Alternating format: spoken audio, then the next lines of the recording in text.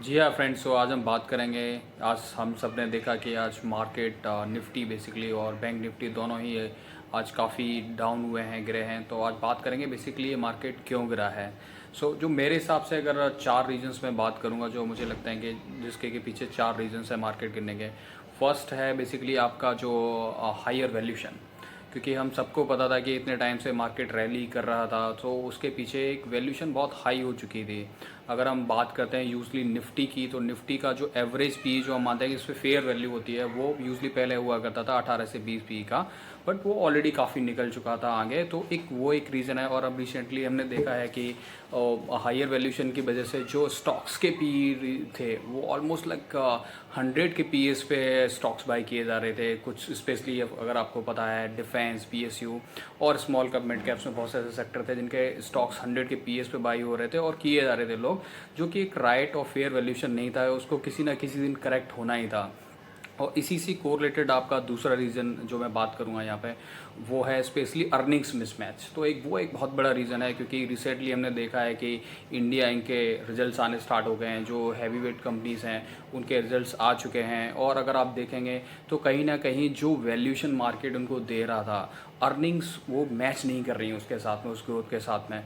So ultimately ये correction due था कभी ना कभी होने के लिए, क्योंकि अगर वो डेफिनेटली वो अर्निंग्स मिसमैच नहीं करेंगी तो एक प्रॉब्लम रहेगा वहाँ पे वैल्यूशन का, हायर वैल्यू और मिसमैच ऑफ अर्निंग। तो वही मार्केट अब दिखा रहा है आपको कि दोनों चीज़ें मैच नहीं कर रही हैं। और ये एक सिंपल फंडा है मार्केट का, आप प्लीज़ समझिए। हो सकता है कि कुछ रैली कंटिन्यू चलती जाती है, तब हम ये सब चीज़ें इग्नोर कर जाते हैं, बट एट सर्टेन पॉइंट ये दोनों चीज़ें आके कहीं ना कहीं मैच करेंगी ही करेंगी।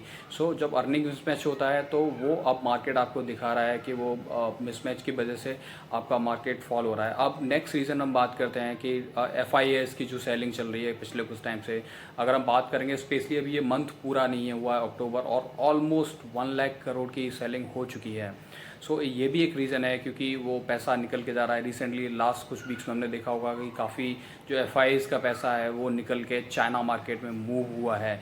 वो भी एक रीज़न है। और लास्ट आई थिंक जो मुझे लगता है कि जो लास्ट रीज़न है, अगर हम उसकी बात करेंगे, कि रिटेल और जो एच जो कि इससे पहले भी करेक्शन हुए, अगर आपने देखा होगा कि जब रिजल्ट्स आए थे लोकसभा इलेक्शन के, तो इससे भी ज़्यादा डीप करेक्शन था, बट बाउंस बैक बहुत तेज़ी से हुआ मार्केट। बट अभी हम क्या देख रहे हैं कि करेक्शन हुआ ही जा रहा है और वो रुकने का नाम नहीं ले रहा है। किस वैल्यूशन पे और किस लेवल पे रुकेगा वो अभी हमें नहीं पता है। शायद और करेक्शन आएगा, क्योंकि जब वो अर्निंग्स के साथ मिसमैच जो मैच कर जाएगा बेसिकली, तो आपका करेक्शन वहाँ पे शायद थम जाएगा और वहाँ से फिर एक हम बाई देखेंगे कि बाई कॉल्स आने स्टार्ट होंगे। अब उससे, क्योंकि अभी काफ़ी टाइम से स्पेशली कोविड के बाद से जो जो नए इन्वेस्टर्स आए हैं मार्केट में, उन्होंने इस तरह के स्पेशली सेलिंग नहीं देखी है। अब वो दिख रहा है कि कुछ टाइम से, अगर अभी तक क्या हो रहा था कि जब भी मार्केट करेक्ट हो रहा था तो सडनली आपको 1-2 दिन के अंदर ही लोग बाई करना स्टार्ट कर देते हैं, क्योंकि उनको भरोसा था कि अर्निंग्स अच्छी आएंगी। बट समाओ इस बार वो हम देख रहे हैं कि रिटेलर और जो एच हैं वो भी शायद उनमें कहीं ना कहीं एक पैनिक आ रहा है और वो भी निकालते जा रहे हैं मार्केट में अपना पैसा।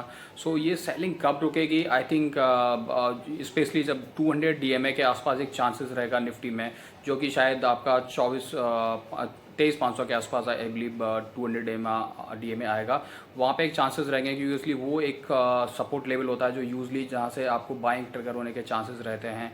बट अल्टीमेटली मैं समराइज़ करूँगा कि हाइयर वैल्यूशन से आप अभी भी स्टॉक में, मार्केट में बहुत सारे ऐसे स्टॉक्स हैं जिनके वैल्यूशन बहुत सही हैं। अगर मैं उनमें से कुछ नाम लूँगा, जैसे मैं लास्ट रिसेंटली बोला भी था, एचडीएफसी बैंक है जो आज के फॉल में भी नहीं गिरा उस हिसाब से।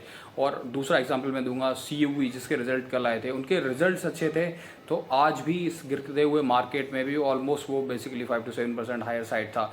अभी आपको स्टॉक स्पेसिफिक जाना पड़ेगा रादर देन आप इंडेक्स स्पेसिफिक जाएं, क्योंकि जिनके वैल्यूएशन ऑलरेडी सही है मार्केट में और जिनकी अर्निंग्स अब अच्छी आगे दिखती होंगी, तो डेफिनेटली वहाँ पे पैसा मूव होगा। और उन स्टॉक्स पे नज़र रखिए। आगे के जो वीडियोस में बनाऊंगा उनमें बात करेंगे कि बेसिकली कौन से ऐसे स्टॉक्स हैं जिनके आज की डेट के हिसाब से वैल्यूएशन अच्छे हैं, और वहाँ पे डेफिनेटली हमें एक्यूमुलेशन स्टार्ट करना चाहिए।